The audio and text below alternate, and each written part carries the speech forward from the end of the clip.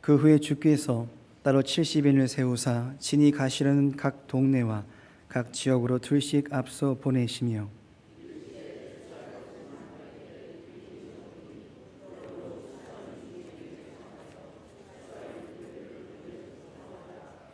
갈지어다 내가 너희를 보냄이 어린 양을 이리 가운데로 보냄과 같도다.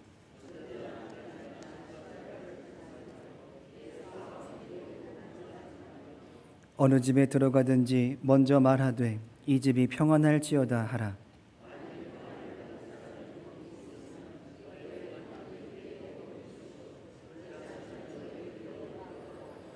그 집에 유하며 주는 것을 먹고 마시라.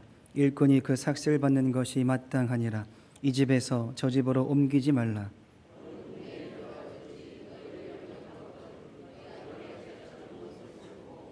거기 있는 병자들을 고치고 또 말하기를 하나님의 나라가 너희에게 가까이 왔다 하라.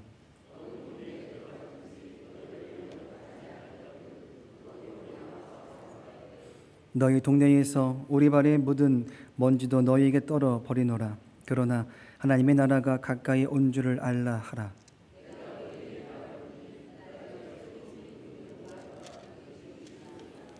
화 있을진저 고라시나 화 있을진저 베세다야 너에게 행한 모든 권능을 두로와 시돈에서 행하였더라면 그들이 벌써 베옷을 입고 제에 앉아 회개하였으리라.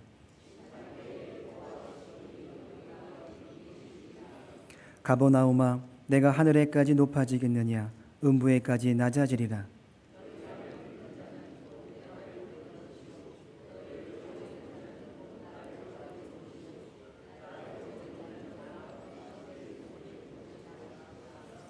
칠십인이 기뻐하며 돌아와 이르되 주여 주의 이름이면 귀신들도 우리에게 항복하더이다.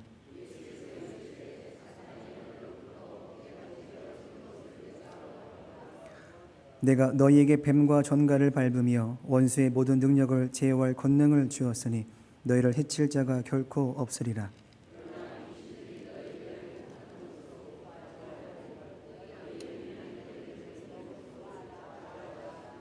아멘. 할렐루야. 아멘. 주님의 평화가 여러분 온 가정 가운데 함께 하시기를 주님의 이름으로 축복합니다. 하나님께서 예수님을 통해서 계획하신 일이 성취될 때가 가까웠습니다. 주님께서는 이 일을 이루시기 위해서 장소를 옮겨 가시는데 갈릴리에서 예루살렘으로 장소를 옮겨 가시죠. 예수님이 장소를 옮기시는 것은 한두 번의 일이 아니었습니다. 그렇기 때문에 그 문제가 그렇게 큰 어려운 일도 아니었죠. 그런 문제가 지난번 말씀을 통해 확인해 보니 굳게 결심하였다라고 성경은 기록합니다. 올라가기로 했다가 아니라 올라가기로 굳게 결심했다라고 하는 그런 고백을 통해서 지난번과는 다른 이번에 다른 길을 다른 행보를 보이시는구나라는 것을 짐작해 한다라는 것이죠. 지난번에도 했었던 사건을 이번에 똑같이 하면 그만인 문제인데 거기에 다른 내용이 추가되는 것이 아닐까라는 겁니다. 앞선 성경 이렇게 말씀했습니다. 9장 23절 말씀이죠. 또 무리에게 이르시되 아무든지 나를 따라오려거든 자기를 부인하고 날마다 제 십자가를 지고 나를 따를 것이니라. 누구든지 제 목숨을 구원하고자 하면 잃을 것이요 누구든지 나를 위하여 제 목숨을 잃으면 구원하리라. 목숨을 걸고 따라가야 한다라고 말씀하셨습니다. 다르게 말하면 치열한 영적인 다툼이 벌어질 것을 말씀하기도 한 것이죠. 예수님은 이 내용에 대한 이해를 정확하게 알려주시기 위해서 말씀하지 아니하시고 직접 보여주셨습니다. 이 내용이 어떠한 것인가를 말로 풀어주신 것이 아니라 손을 들어서 가리킨 것이 아니라 직접 몸소 행해 주셨습니다. 그리고 주님께서 굳게 결심했다라고 하는 이러한 고백 속에서 우리가 확인하는 것은 앞으로 벌어질 일에 대해서 주님께서는 알고 있었다라는 것입니다. 앞으로 벌어질 문제를 몰랐다라면 다짐할 이유도 없습니다. 고민할 이유도 없습니다. 하던 대로 살면 되고 가던 대로 가시면 그만인데, 굳게 결심했다는 것은 앞으로 어떤 일이 벌어질지를 아셨고 그 문제가 전과는 다르게 무게가 있고 힘이 들고 어렵다는 것을 우리에게 말씀하는 것입니다. 실제 이러한 일이 우리 앞에, 예를 들어서 앞으로 벌어질 일이 이럴 것이다 라고 하는 확실한 이해, 하나님의 인도하심에 대한 사실에 대한 정보가 나한테 있다라면 우리는 신앙생활이 참으로 편할 것이라 생각할 수도 있습니다. 성경은 말씀하죠. 예수님께서 제자를 다 앉혀 놓으시고 그들의 발을 닦아 주십니다. 그 발은 나를 배신할 자의 발이고 나를 떠날 자의 발이고 숨을 자의 발이고 모른다 할 자의 발이었습니다. 허리를 숙여서 그 발을 닦을 때마다 이 발이 나를 도울 발이 아니라 나를 떠날 발인 줄 아시면서 그들의 발을 닦아 주시죠. 이전 주님께서는 어떠한 내용인지를 다 아시면서 그 말씀에 순종하시고 닦으시고 행하셨습니다. 근데 이런 흐름 속에서 예수님이 갈릴리에서 예루살렘을 가는 행보 중에 가야 되는 길이 있었습니다. 그 길은 사마리아 길이죠. 그 당시 사마리아 길은 아무도 가지 않았던 길이었고 땅이었습니다. 유대인들은 그들과 함께 만나지도 않고 교제하지도 않죠. 근데 그러한 지역의 땅을 주님께서는 무리를 이끄시고 그 땅을 넘어서시고 그 땅을 밟으십니다. 수백 년 동안 왕래하지 않았던 그 관계가, 그 길이 깨어지고 열리고 있다는 것이죠. 우리는 이 사건만 보더라도 예수님이 이 땅에 왜 오셨는지에 대한 사건에 대한 이해를 확인할 수 있습니다. 오랜 시간 깨어졌던 관계, 오랜 시간 거리뒀던 관계, 오랜 시간 합하지 못했던 일들이 예수 그리스도라고 하는 복음을 통해서 우리의 길이 열리게 되고 연합이 되어지며 그동안 범접하지 못했던 일들이 우리에게 허락되는 은혜가 있다는 것을 이 사건 하나만 보더라도 우리가 생각해 볼 수 있다는 것이죠. 하지만 문제가 생깁니다. 무리를 이끌고 그 땅에 가셨는데 그 지역 사람들이 제자들을 거절하더라라는 것이죠. 나름의 마음을 품고 그들과 함께 아무도 안 했던 일인지라 쉽지 않았던 그 일을 감당했음에도 불구하고 그들은 거절합니다. 그러자 그들이 찾아와서 이렇게 말하죠. 불을 명하여 저들을 멸망시켜달라고 간곡하게 부탁합니다. 이 부탁을 누가 하냐면 예수님을 믿는 제자들이 이 부탁을 합니다. 믿는 자들이 거절당하자 하는 기도가 뭐냐 하면 불을 내려서 저들을 불태워 주십시오라고 기도합니다. 이 고백을 믿는 자들이 주 앞에 찾아와서 간곡히 부탁하는 것이죠. 그들은 몰랐습니다. 남을 향한 정죄, 비난, 공격, 이러한 것들이 있을 때 예수 그리스도의 사랑과 은혜가 사라진다는 걸 몰랐습니다. 복음이 있는 곳에 정죄가 사라지고 비난이 사라지고 다툼이 사라집니다.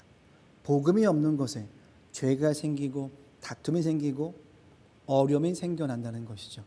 근데 그들은 그것을 몰랐습니다. 예수님이 이 땅에 왜 오셨는지를 모르다 보니 내가 거절당했다는 것을 가지고, 아프다는 것을 가지고, 내가 힘들다는 것을 가지고 찾아와서 아뢰입니다. 그것이 마치 기도인 것처럼 아뢰는다라는 것이죠. 기도 제목을 보니까 불을 내려서 불태워 주십시오 라고 간곡하게 부탁합니다. 그런 기도를 듣고 응답할 수가 없는 기도인데 그렇게 기도를 하더라는 것이죠. 말씀은 이어져 옵니다. 오늘은 모르고 가는 길과 알고 가는 길이라는 제목으로 말씀을 전하도록 하겠습니다. 1절 말씀이죠. 그 후에 주께서 따로 70인을 세우사 친히 가시려는 각 동네와 각 지역으로 둘씩 앞서 보내시며, 말씀을 하시는데 정확하게 70명을 불러다가 그들을 세우시고 보내신다라고 말씀하시는데 앞전 보냈던 일과는 조금 다른 무게감을 언급하십니다. 70명이 말씀하시고 보내시는데 앞선 제자들에게 말씀하셨을 때에는 근처 동네입니다. 같은 동족들이었습니다. 근데 이번 70명은 범주가 좀 달라집니다. 많은 지역, 모든 지역에게 찾아가서 하나님의 나라를, 복음을, 말씀을 전하도록 그들에게 명하고 계십니다. 사람을 부르시고 사람을 세우시고 보내시는 일이 처음도 아닌데 점점 이런 시간들이 많아지고 규모가 커지고 자꾸 많은 지역에게 선포되어지는 이런 과정을 보면서 우리가 확인하는 것은 시간이 얼마 남지 않았다는 것을 확인하게 됩니다. 예수님이 이 땅에 오셔서 하나님의 성취하는 그때가, 가실 때가 얼마 남지 않았다는 것을 하나님의 일을 하는 과정 속에 우리가 짐작해 보는 것이죠.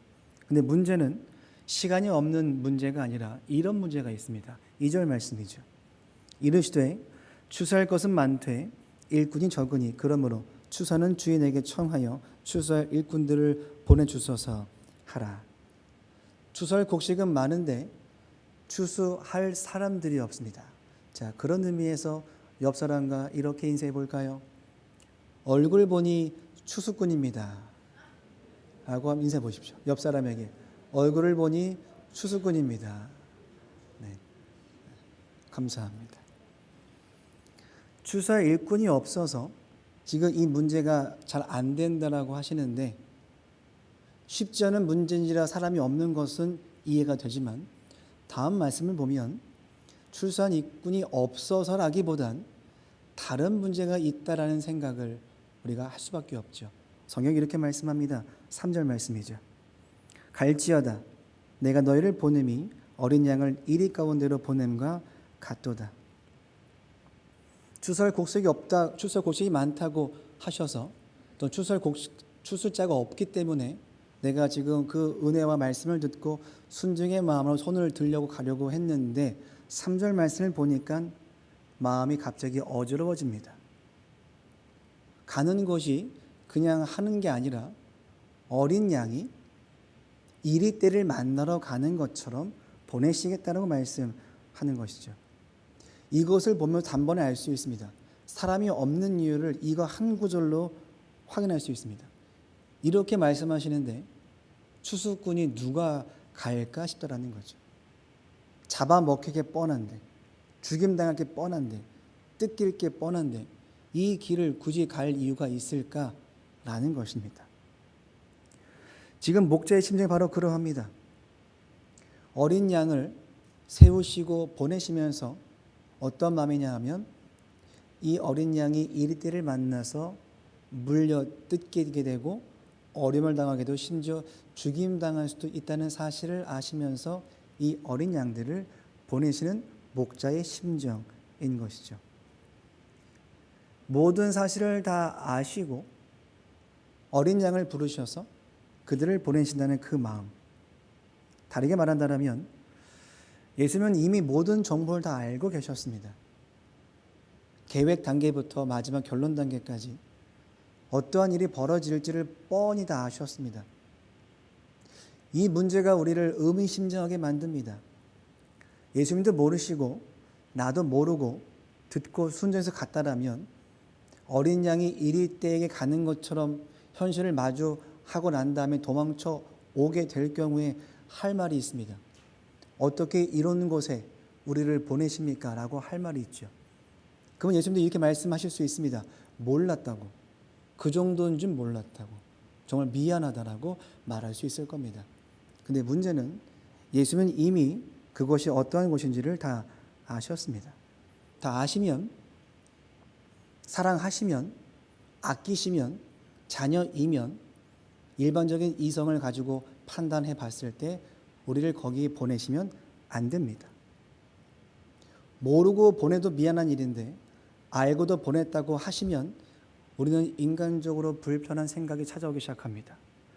아시면서 이러신다고 라는 생각이 찾아오죠. 모르시면 이해가 되는데 아시면서도 이렇게 하신다라면 이게 사랑인가? 은혜인가?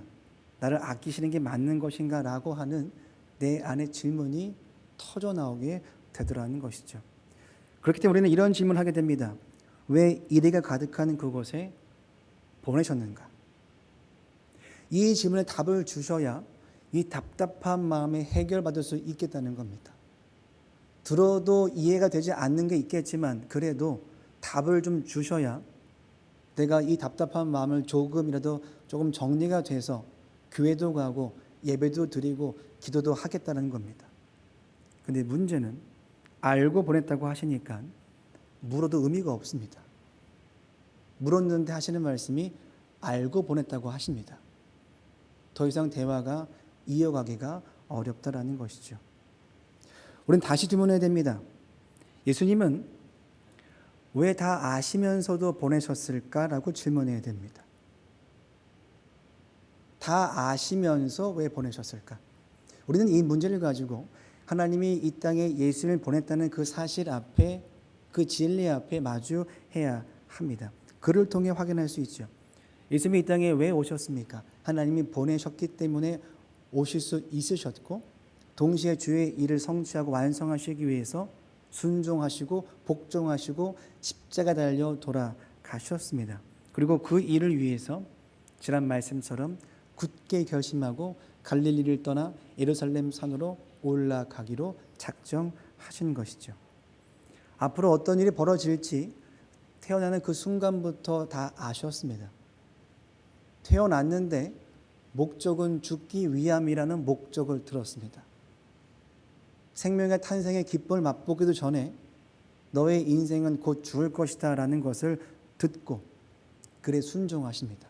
우리의 죄를 사하시기 위해서, 우리를 구원하시기 위해서, 하나님과 우리의 관계를 회복하시기 위해서 하나님께서는 이 모든 일을 예수님을 통해서 우리에게 허락하셨습니다. 한마디로 다 아시고 가셨다는 것입니다. 예수님도 이 일에 대해서 처음부터 다 아셨고 믿으셨고 순종하셨고 이루셨습니다. 이것이 어린 양을 이리떼에게 보내는 예수님의 심정인 것입니다. 동시에 이 일은 오늘 우리에게도 동일하게 찾아오는 주제입니다. 70명을 세우시고 보내시는 것처럼 오늘 우리에게도 우리를 부르시고 보내시더라라는 거죠. 그것이 믿음의 삶인 것이고 우리의 순종의 모습이라는 겁니다. 정도가 아니라 주일날 찾아오고 매주 올 정도라면 하나님이 부르시고 택하셔서 세우셔서 보내실 만한 그러한 우리의 모습인 것을 아시고 우리에게 그 일을 마주케 하신다는 것이죠. 우리는 그 주제 앞에 섭니다. 우리를 세우시고 보내시는 그 주제 앞에 우리의 자세를 확인케 되죠. 보냄받은 자로서 순종하려 하는가? 아니면 보냄받은 자로서가 아니라 그냥 이곳에 머물기를 바라고 있는 것인가?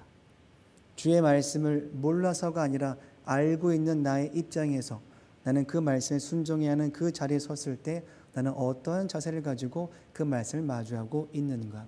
그런 의미에서 오늘 말씀의 제목을 모르고 가는 길과 알고 가는 길로 정했다는 것이죠. 이처럼 예수님은 어떠한 일이 벌어질지를 뻔히 다 아시면서 계획하시고 세우시고 보낸다는 그 사실 앞에 어렵다라고 하는 우리의 인간적인 이해 속에서 그러면 이 일을 분명히 감당해야 하는 우리 입장에서 어떻게 하면 감당할 수 있을까라는 질문을 하게 되죠. 그 일을 위해서는 가장 먼저 선행되어져야 할 진리의 이해가 있습니다. 첫 번째는 예수님이 누구신가입니다. 누구신지를 제대로 알아야 그 말씀에 순종할 수 있는 것이고 동시에 그 예수님을 믿는가입니다. 예수님을 잘 알고 잘 믿어야 그 말씀에 순종할 수 있죠. 이 사건은 우리가 앞선 말씀을 통해서 확인한 바가 있습니다. 누가복음 말씀이 쭉 흘러오다가 믿음의 결이 바뀌었다고 하는 지점을 우리가 말씀드렸습니다.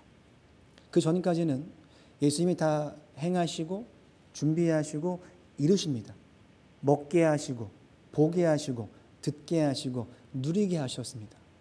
옆에 있는 많은 제자들은 그냥 보기만 하고 먹기만 하고 자기만 하고 아무것도 안 했습니다. 은혜로 모든 것을 누렸습니다. 그러한 예수님이 갑자기 자세와 태도를 바꾸셔서 믿음의 결을 바꾸십니다. 이제는 너희들의 차례라는 것이죠. 이 땅에 오셨다고 하는 그 사실을 가지고 성취의 문제를 가지고 그들에게도 말씀을 하십니다. 이제는 주의 말씀대로 뜻대로 순종하고 감당하고 그 일에 따라가기를 요청하더라는 것이죠. 그것이 끝자락에 뭐냐면 자기를 부인하고 자기 십자가를 지고 주를 따라 나서는 것이 믿음의 결이 달라지는 지점임을 확인했습니다. 전에는 이런 요청을 하지 않으셨습니다. 근데 믿음의 결이 달라지는 그 순간부터는 요청을 하기 시작하시죠. 이것이 바로 믿음을 가진 자의 신앙인의 정체성이라는 것입니다. 믿음을 가진 정도가 다를 수 있습니다. 상황도 다를 수 있습니다. 가진 정도 다를 수 있습니다. 연수가 다를 수 있습니다. 하지만 자기를 부인하고 회개하고 자기 십자가를 감당하고 주를 따라 나서는 것은 모든 그리스도인들이 공통적으로 해야 할 믿음의 순종의 주제라는 것이죠. 연수의 문제가 아니고 상황의 문제가 아니고 달란트의 문제가 아니라 이것은 모든 성도들이 허락받은 주의 말씀대로 살아가야 되는 주제의 성격인 것입니다. 그리고 이 문제는 먼 미래를 말하지 않습니다. 다음을 말하지 않습니다. 현실을 말하고 있다는 것이죠. 현실적으로 이 문제가 우리에게 찾아와서 우리를 통해서 발현되기를 요청하시고 기대하고 있다는 것입니다. 말하자면 이런 것이죠. 우리 그리스도인들은 세상을 삽니다. 하지만 세상만 살지 않습니다. 세상에서는 무섭게 다가옵니다. 믿는 자들에게 세상의 법칙을 말합니다. 더 좋은 가치와 더 좋은 길이 있다라고 자꾸 유혹해오고 그렇게 제안을 해 옵니다. 우리는 거기에 주의 길만이, 말씀의 길만이, 십자가의 길만이 진리의 길이고 영생의 길이고 마땅한 길이고 나의 순종의 길이라는 것을 선포하게 됩니다. 그렇기에 믿음의 삶의 길은 고달픕니다. 어렵습니다. 힘듭니다. 주님을 따라 나서는 것이 감사만 있지 않고 고달픔도 함께 있다는 것이죠. 겉으로 보기에는 세상을 살지만 우리는 믿음을 가지고 세상에 살면서 동시에 우리는 십자가에 죽기까지 복종하기 위해서 죽으러 가기 위해서 산다는 것입니다. 세상은 살기 위해 삽니다. 우리는 주를 믿는 성도들은 죽기 위해 이 땅에서 산다는 것이죠. 방향성이 전혀 다릅니다. 전혀 다르니 고달플 수밖에 없습니다. 시간이 가면 갈수록 내가 죽어지는 경험을 하게 되는 것이고 내가 사라지는 경험을 해야 되는 것이고 마지막에는 자기를 부인하고 주를 따라 나서고 십자가를 짊어지는 것, 이것이 우리의 마지막 최종 목적지가 되어져야 한다는 사실 앞에 우리는 고달픕니다. 다만 고달프지만은 않습니다. 그 사실 앞에 진리가 있고 영생이 있고 하나님 나라의 소망이 있고 우리의 구원이 그 길을 통해서 허락받고 허락되어지고 있다라는 것이죠. 이 일을 위해서 예수님께서는 말씀만 하지 아니하시고 손가락을 들어서 가르치기만 하지 아니하시고 직접 몸소 행해 주셨습니다. 그리고 말씀하십니다. 자기를 부인하고 자기 십자가를 지고 나를 따라오라고. 저들을 따라가라고 하지 아니하시고 나를 따라오라고 그렇게 말씀을 하셨습니다. 우리는 이렇게 물어야 됩니다. 물을 수밖에 없습니다.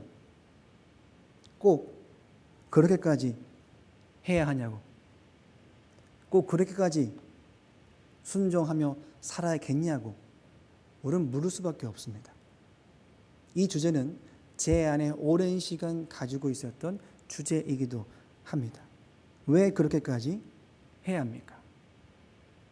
왜 그렇게까지 사랑해야 하며 용서해야 하며 참아야 하며 충성해야 하며 감당해야 하며 주의 일에 나서야 되는 것인가? 이 질문이 제 안에 오랜 시간 가지고 있었던 주제였습니다. 이 주제 앞에 주님께서 말씀을 하십니다. 그렇게 할 때에 그 길을 가지 않으면 아무도 그 길을 믿지 않기 때문에 그렇습니다. 가르치는 길은 믿지 않습니다. 살아가는 길만 믿을 수 있다는 것이죠. 주님께서 그 길을 걸어가셨기 때문에 우리 또한 따라갈 수 있고 믿을 수 있고 순종할 수 있겠다라는 것입니다.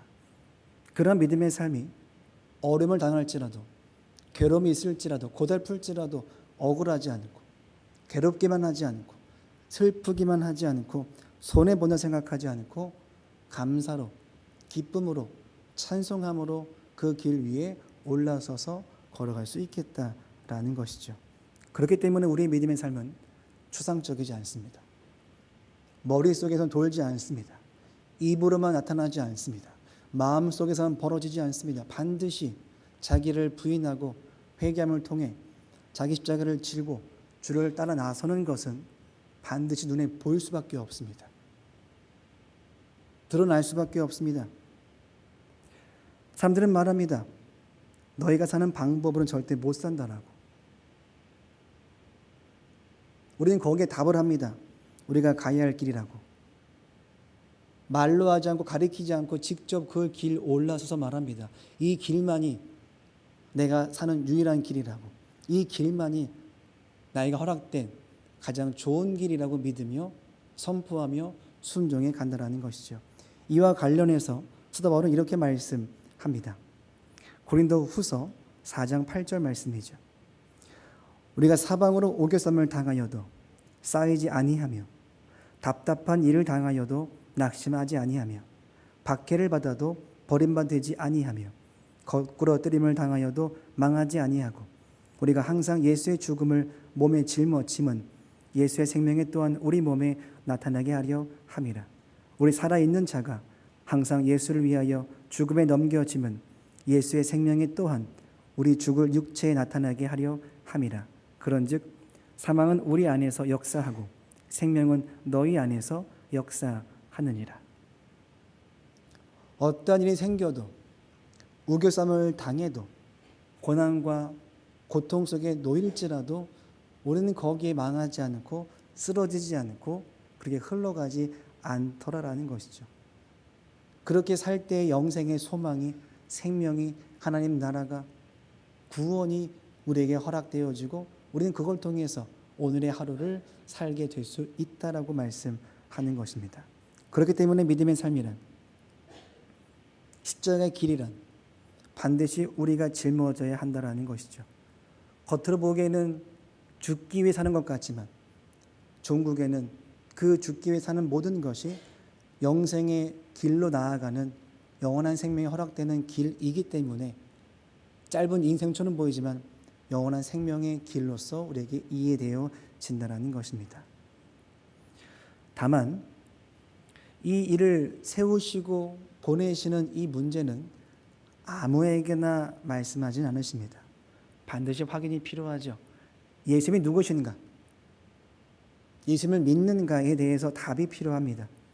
내가 가진 믿음에 대한 이해와 정체성과 확인이 확실한 이해가 새겨짐이 없이는 이 일에 처음엔 순종할 수 있으나 시간이 가면 갈수록 우리는 의심하게 됩니다. 사랑하신다면서 아시면서 이 길로 보내시느냐고, 나를 아끼시면서 이 일을 허락하시냐고 우리는 자꾸 하면서 순종하면서 되묻습니다. 자꾸 확인하게 됩니다. 나를 사랑하시는 게 맞냐라고. 이게 확인되지 않으면 우리는 중간에 자꾸 정거장처럼 멈출 수밖에 없다라는 것이죠. 그러기 위해서 확인 받아야 됩니다. 하지만 이런 사람이 많지 않죠. 가뜩이나 수가 적은데 수가 적은 추수꾼들을 모아놓고 하신 말씀이 뭐냐 하면 3절 말씀처럼 이리 속에 가는 어린 양과 같은 인생이라 말합니다. 겨우 몇 사람 추려놨는데 그러한 사람들을 앉혀놓으시고 하시는 말씀이 너의 인생은 곧 이리 떼게 가서 물려 뜯게 될 것이다 라고 말씀하십니다. 그러니 추수꾼이 줄고 더 줄 수밖에 없다라는 것이죠. 이러한 믿음의 교를 감당하는 것이 쉬운 문제가 아니기 때문에 우리는 이 문제를 자꾸 뒤로 놓는 경향이 있더라는 것입니다. 그런 의미에서 우리의 믿음의 현주소를 확인합니다. 우리를 택하시고 우리를 세우시고 우리를 보내십니다. 그를 감당케 하신답니다. 모르시고 보내신 건 아닙니다. 다 알고 보내십니다. 다 알고 보내시기 때문에 응답하지 아니하십니다. 예수님이 3번 기도하셨습니다. 같은 제목 가지고 겟세마네 동산에서 쥐어 짜듯이 기도하셨습니다. 하지만 응답하지 아니하십니다. 이 문제는 응답의 문제가 아니고 감당의 문제이기 때문에 그렇다는 것이죠. 하나님이 예수님을 통해서 하셔야 될 일들을 하나님이 아셨고 예수님이 아셨기 때문에 응답하지 아니하십니다. 내가 주의 말씀에 순종하는 과정 가운데서 벌어진 모든 의심과 고달픔과 어려움들이 터져 나왔을 때, 우리의 기도가 울려 퍼졌을 때 응답이 없다는 사실은 하나님께서는 이미 그 모든 사실을 알고 말씀하셨기 때문에 그렇다는 것이죠. 모르시고 아니라 아셨기 때문에 응답할 문제가 아니라 우리는 그 문제 앞에 서서 순종의 문제로 이해받고 간직하고 새겨져야 한다는 것입니다. 확인받고 되묻고 점검하고 돌아가는 문제가 아니라 말씀이 있으면 온전하게 순종함으로 감당하는 것. 나는 잘 모르겠지만 하나님은 다 아시니, 다 아시는 주를 믿고 나아가는 나의 인생은 다 알고 있는 것처럼 믿고 그냥 따라 나서는 것이 오늘 믿음의 순종의 자세라는 것이죠. 다만 이 일은 말로 하지 않습니다. 손가락으로 하지 않습니다. 배움의 정도와 연수로 하지 않습니다. 지금 당장 이 말씀을 들은 자들이 이 말씀이 오늘 순종함으로 감당의 문제로 찾아온다는 것이죠. 그렇게 될 때에 증거가 됩니다. 그렇게 될 때에 다른 사람이 믿을 수 있습니다. 그렇게 될 때에 우리가 믿는 예수 그리스도의 복음이 십자가의 은혜가 진짜라는 사실을 증거할 수 있고 말할 수 있다는 것이죠.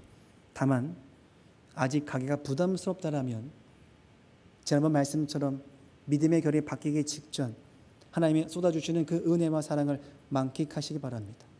은혜와 사랑을 듬뿍 경험하시고 거기서 먹고 마시시고 누리시고 그 다음에 은혜와 사랑에 감사해서 순종한 마음으로 믿음을 가지고 고백하게 될 때에 그때는 모르는 길이지만 아는 길처럼, 절대 모르는 길이지만 마치 알고 하는 것처럼 일하고는 믿음의 이해 속에 자기를 부인하고 자기 십자가를 지고 주를 따라 나설 수 있는 저와 여러분 되시기를 간절히 바랍니다.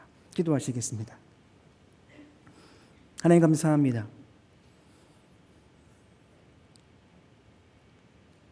믿음을 갖고 살아가는 모든 과정들이 처음에는 은혜로웠던 것 같은데 시간이 갈수록 고달파지는 것과 똑같은 현실을 마주할 때마다 우리의 믿음이 꺾임을 보게 됩니다.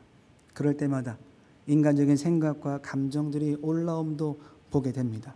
용서하여 주옵소서. 주의 말씀을 인간적인 생각과 판단으로 결정하려 했었습니다. 믿음을 허락하여 주심으로 믿음 가지고 순종할 수 있도록 인도하여 주옵소서. 예수님의 이름으로 기도하옵나이다. 아멘. 다 같이 말씀을 기억하며 기도하시겠습니다.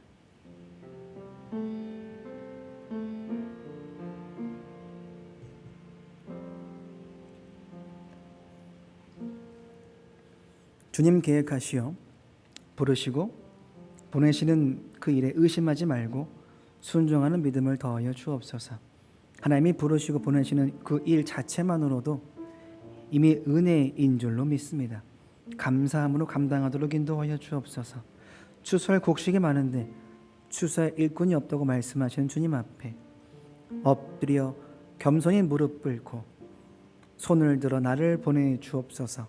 나를 사용해 주옵소서. 주님 앞에 선할 수 있는 믿음의 고백 오늘 우리에게 허락하여 주옵소서. 다 함께 말씀을 기억하며 기도하시겠습니다. 하나님 감사합니다.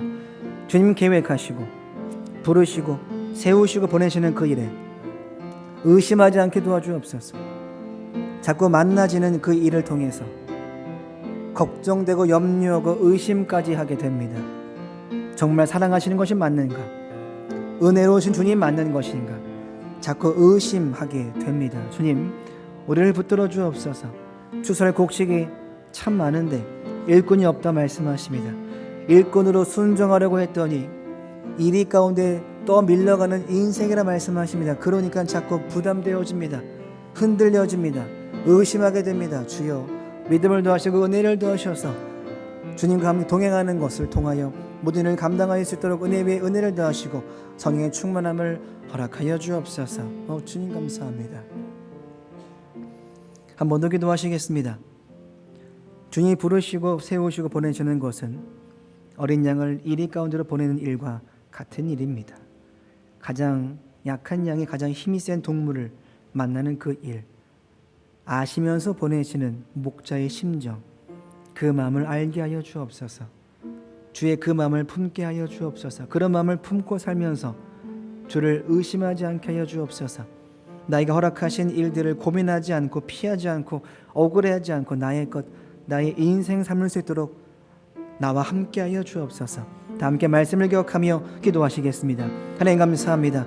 나를 부르시고 세우시고 인도하시고 보내시는 모든 것들 다 아시면서 보내시는 그 일에 대해서 주의 그 목자의 마음을 알도록 인도하여 주옵소서.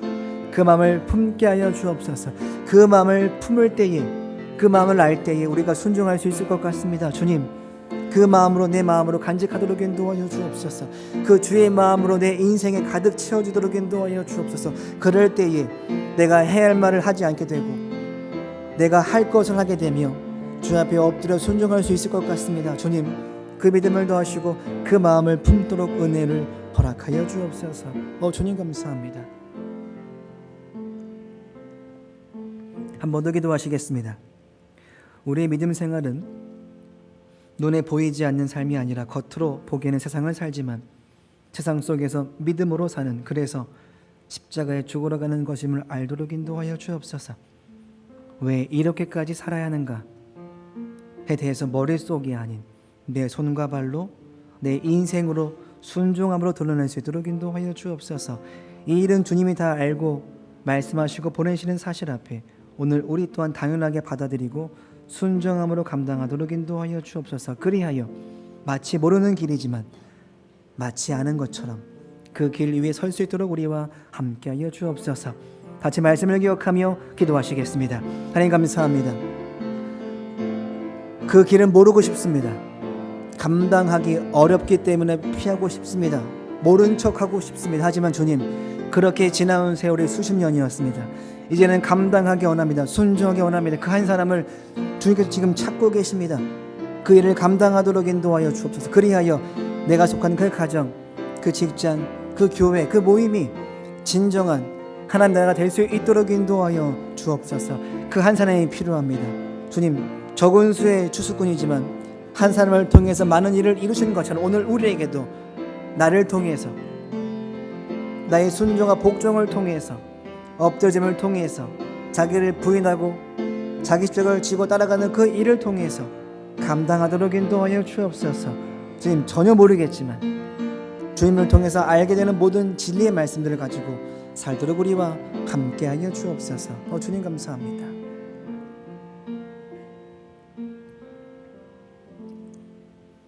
하나님 감사합니다. 주의 말씀을 다 안다고 해서 순종이 쉬울까 싶지만 지금까지 우리가 듣고 배웠던 주의 말씀들도 이미 수백 개가 넘습니다. 그것도 다 순종하지 못하고 있는 와중에 뭘 더 알아야 순종할 수 있을까라고 하는 질문 앞에 섭니다.